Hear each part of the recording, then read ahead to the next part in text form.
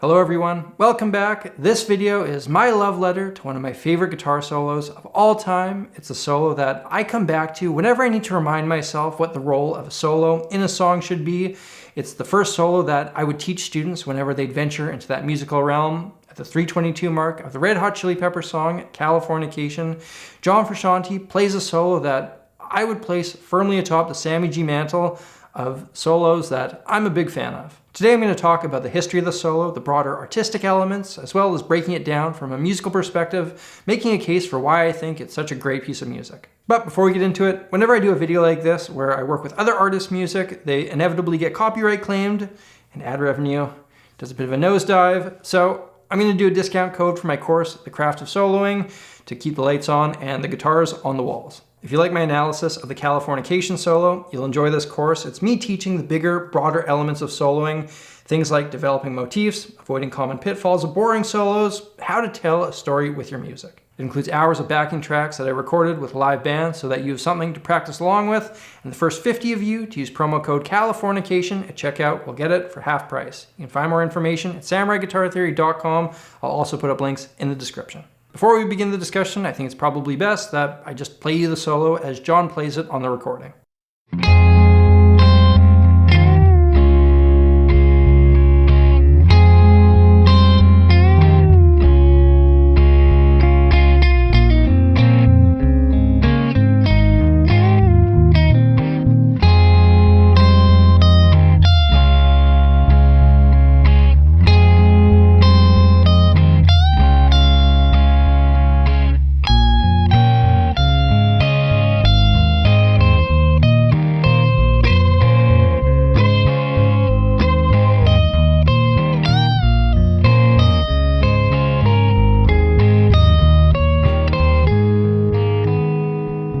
If you've never heard this solo, well, that would really be quite surprising, as the song is an all-time classic and one of the biggest songs from the late 90s, early 2000s. But I mean, I was 13 back then, so I may be overestimating how popular it was, as my estimation is that literally every single one of you has heard it at some point. But anyways, if you've never heard the solo, you might be slightly underwhelmed. It's not the flashiest thing ever played. It's not a stereotypical jaw dropper, but to me, it's perfect in its beautiful simplicity, and it does what every solo should strive to do. It elevates the music to another level, and it fits the song truly perfectly. When you analyze it, you realize that there is incredible craft in what John plays, and he employs a number of subtle yet clever musical tricks.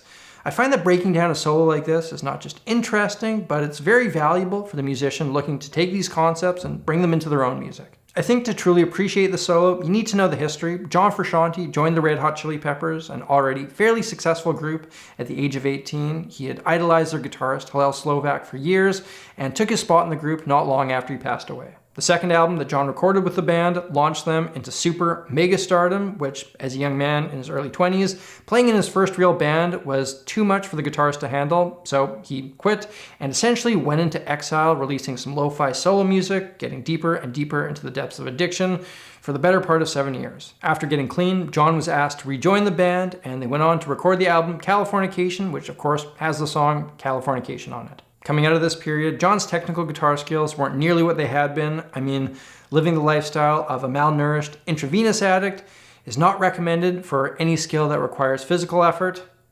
or any other skill for that matter. And the reason I tell you all this before just diving into what notes were played is because the person John was, his story, his recovery, is completely interwoven in his guitar playing at this point. Before rejoining the band, he'd spent an extended period of time away from guitar, his flashy chops from the early 90s all but stripped away, leaving a healthy, recovered John with nothing more than pure, raw musicality. No stock licks to fall back on, no extra notes to hide behind. His musical style in 1998, born from the limitations his previous lifestyle had created, fits absolutely perfectly in the song Californication, a song that singer and writer Anthony Kiedis says was written to tell the tales of wandering souls who have lost their way, searching for the American dream in California. I mean, come on. How perfect is that? After years of addiction, a guitarist rises from the ashes of his LA home, rejoins his band, and records a guitar solo that figuratively and literally captures the essence of what the song's about.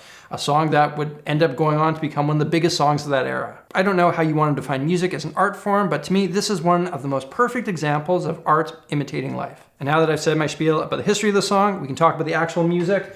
The song is in the key of A minor, except for the solo section, which is the only section that goes to F sharp minor, which is the relative minor of A major. Okay, hang on. I gotta mention the backstory and the artistic implications again here, because the symbolism of this key change is just too good. The lyrics in Californication are about the dark side of Hollywood, which is perfectly embodied by the A minor tonality, whereas the guitar solo, John's moment in the spotlight, shifts to F sharp minor, which, like I said, is the relative minor of A major. So we hear this as a shift to the major equivalent of the main tonality, but it still has a dark character to it because it starts on an F sharp minor chord. The musical impact here is that the guitar solo sounds like a strange, conflicted happiness when contrasted with the rest of the song, which is not just a great musical trick, but it also has deep artistic symbolism tying into the story of John Frusciante, a guy who survived the dark side of LA that the song is written about. Though I doubt the Chili Peppers were thinking about this kind of stuff when they wrote the song, I suspect it was more like,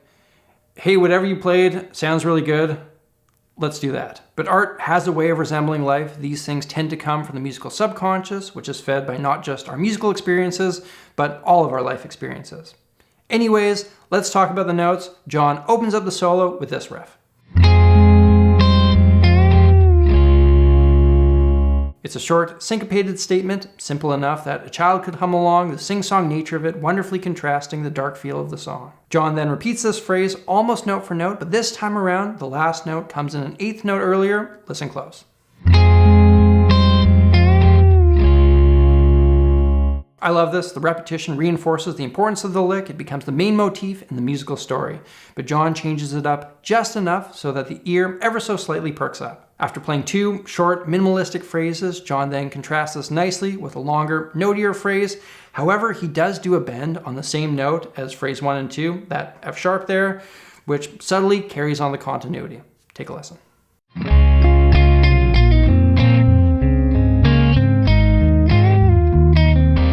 The next two phrases, John returns to the original motif, but with a twist. This time, he ends the phrase an octave higher, which is higher than anything else we've heard in the solo to this point. The first time through, he finishes it on the F sharp, and the second time through, he bends that F sharp up a step before releasing it.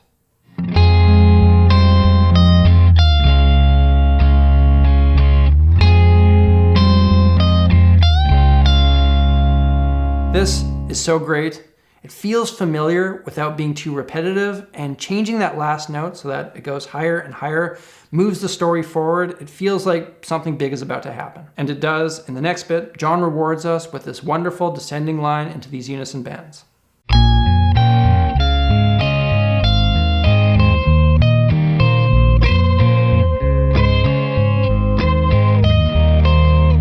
This is the climax. It's the most simple of rhythms, descending down an A major scale, starting on the root note, which is the highest note that we'll hear in the entire song, ending with the only time that John plays two notes at once. It's the biggest thing we hear. It's literally the high point of the song. It's what everything built towards.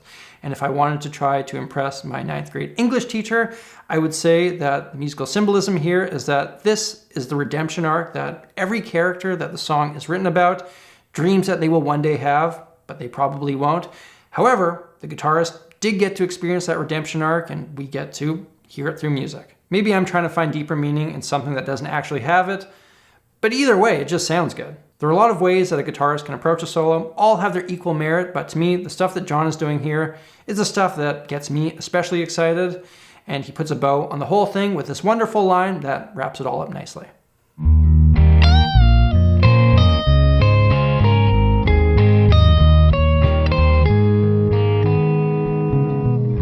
That's the entire solo. It's one of my favorites.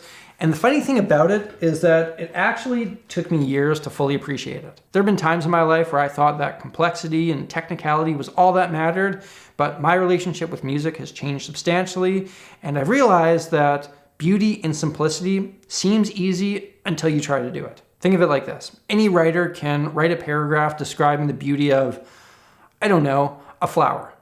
All you gotta do is get a dictionary and pull out a bunch of big words, and you'll impress people for a little bit of time. But it's the writer who can say the same thing and elicit a greater emotional response in a single sentence whose book I would want to read when I'm taking my bubble baths. And this isn't me saying that there's no place for those fast, technically impressive solos. Of course there is, if the music calls for it, and ultimately art is subjective. But this idea of never wasting a note, eliminating all the fluff, is something that I've found myself more drawn to as I've gone along my musical journey. And this is probably why it's become one of my favorite solos of all time. And on top of that, it doesn't really sound like anything else from that era. Music-wise, tone-wise, it's quite different than your Lenny Kravitz's, the Metallicas, the Green Days, and the other bands that were on the charts at the same time. And yet another cool thing about a simple but popular solo is that if you want to learn to play it, the barriers of entry are so low, it's so accessible that I'm sure the song Californication opened the door for a new generation of countless musicians. Ladies and gentlemen, that's my case for the Californication solo being one of the best of all time. John Frusciante has been part of some of my favorite music ever recorded, but as far as solos go, I believe that this one is his masterpiece. I'm sure that many of you will have a differing opinion. I look forward to reading those in the comment section. Remember to use promo code Californication on my course, The Craft of Soloing, over at samuraiguitartheory.com. The first 50 of you to do so will get that course for half off. If you enjoyed my analysis today, the essence of this course is thinking about your solos with this kind of stuff and more in mind. Thank you all for watching. If you want to check out another video like this one, hit that link up there. If you're new here, hit that subscribe button, ring that bell, and stay tuned for a wide range of musical content. Until next time, look after each other, look after yourselves, look after the planet. I'm Samurai Guitarist, and I'll see you again soon.